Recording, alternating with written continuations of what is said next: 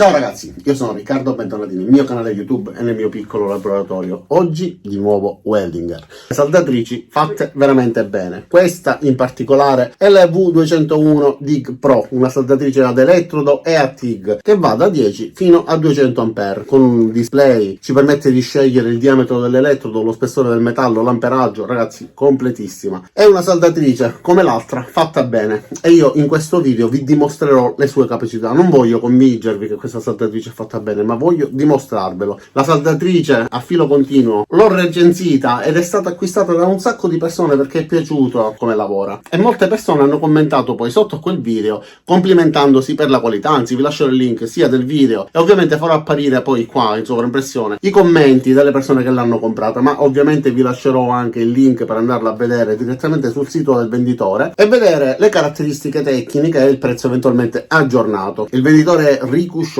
un sito che si occupa di vendita sia di saldatrici che di accessori per saldatura e non solo. Andate a dare un'occhiata e vedrete quante cose trovate. Ma ora andiamo direttamente alla pratica, vediamo come lavora questa macchina, anzi lo vedrete voi perché io già la conosco, e poi trarremo le conclusioni guardando i cordoni alla fine. Iniziamo. Allora, io sto fremendo per iniziare a fare le saldature, però prima voglio parlarvi delle sue caratteristiche tecniche, molto velocemente. Arriva da 10 fino a 200 A e ha un ciclo di lavoro che ci permette di lavorare con ben 126 A, quindi un amperaggio abbastanza alto, al 100%, per poi arrivare a 163 A col 60% e a 200 A col 30%. Tutto ciò che compone questa saldatrice è fatto davvero benissimo, a partire dal cavo di alimentazione, con una sezione abbastanza spessa che ci permette però di avere una buona morbidezza, quindi non avere l'intralcio del cavo, per poi passare agli innesti fatti davvero bene, abbastanza robusti. Lo stesso per quanto riguarda la pinza per l'elettrodo e lo stesso per quanto riguarda la pinza per la massa, fatta benissimo. Inoltre viene dato in dotazione anche il martellino con il manico a molla per le scorie. Adesso io l'accenderò e vedrete come il sistema di ventilazione mette un buon flusso di aria, sentirete la ventola soffiare molta aria. Ma guardiamo velocemente anche questo display e le informazioni che vengono riportate. La prima voce indica la saldatura ad elettrodo. Premendo questo tastino potremo scorrere tra le funzioni, infatti potremo selezionare anche l'hot start, che ci permette di avere una potenza maggiore all'avvio dell'arco, l'arc force, che ci permette di avere una saldatura con una penetrazione maggiore o minore in base alle nostre esigenze, e la saldatura a TIG con TIG a striscio. Premendo nuovamente poi potremo regolare eventualmente VRD e altre funzioni che ci consentono di utilizzarla in ambienti umidi eccetera. Il più e il meno ci servono per regolare l'amperaggio. Possiamo vedere dalla parte bassa abbiamo dei riferimenti con il diametro dell'elettrodo che dobbiamo utilizzare. Aumentando l'amperaggio si sposterà indicandoci anche a quale elettrodo si riferisce questo spessore. Qua invece ci darà lo spessore del metallo che stiamo saldando, quindi 1,5 mm, 1,6 mm di elettrodo. Avanzando ovviamente aumenterà di conseguenza sia lo spessore del metallo che lo spessore dell'elettrodo che dobbiamo utilizzare. Ci consente ovviamente anche, in base alle nostre esigenze, di personalizzare la saldatura, quindi spostarci anche con alcuni range, rimanendo comunque all'interno dell'elettrodo consigliato. Ok, finalmente ci siamo pronti per fare le prime saldature. Allora partirò con l'impostazione più bassa, 10 A, per saldare un pezzo di metallo da 1,5 mm.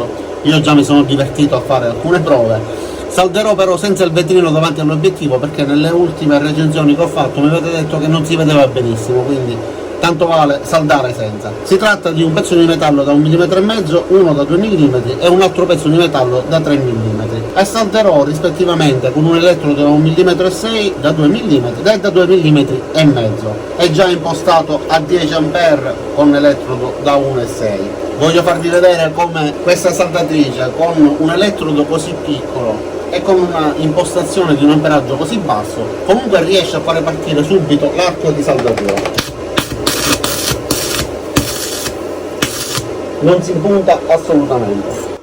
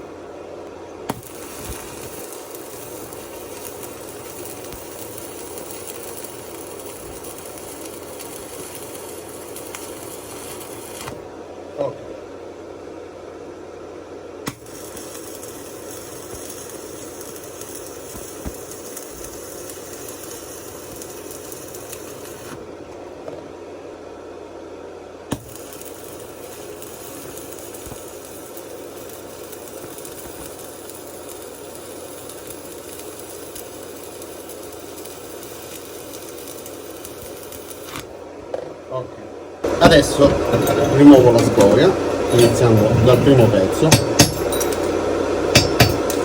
Come vedete la scoria salta via immediatamente.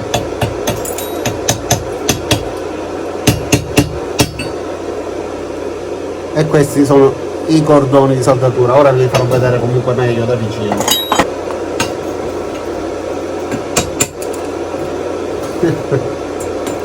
Guardate, basta sfiorarla e va via.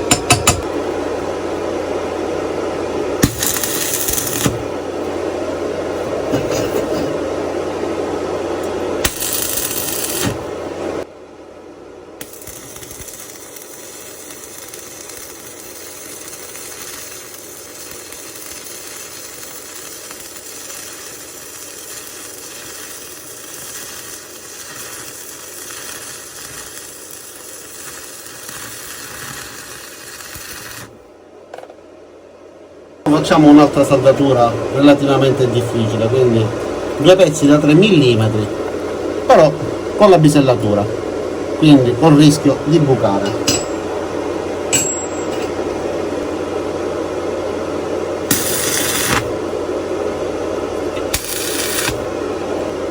Ho dato 2 punti, adesso proviamo a fare questo cordone.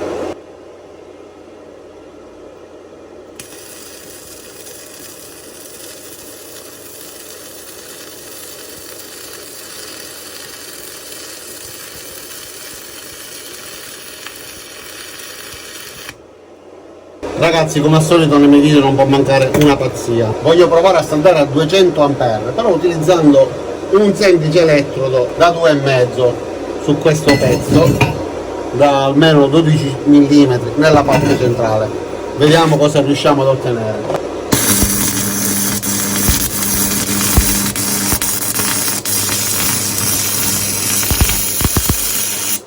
Ok ragazzi, questa saldatrice riesce a saldare pezzi da 1,5 mm e pezzi da 12 mm, ma guardiamo da vicino tutti i cordoni e valutiamoli.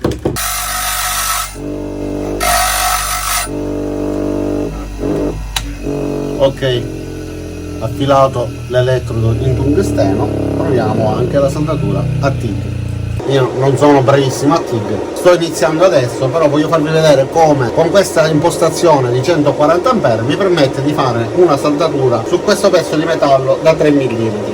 Ho dovuto spostare la saldatrice perché altrimenti il vento mi spostava il gas. Bisognerebbe essere molto comodi, io invece sono in piedi, tutto sporto in avanti per darvi la possibilità di avere un'inquadratura migliore.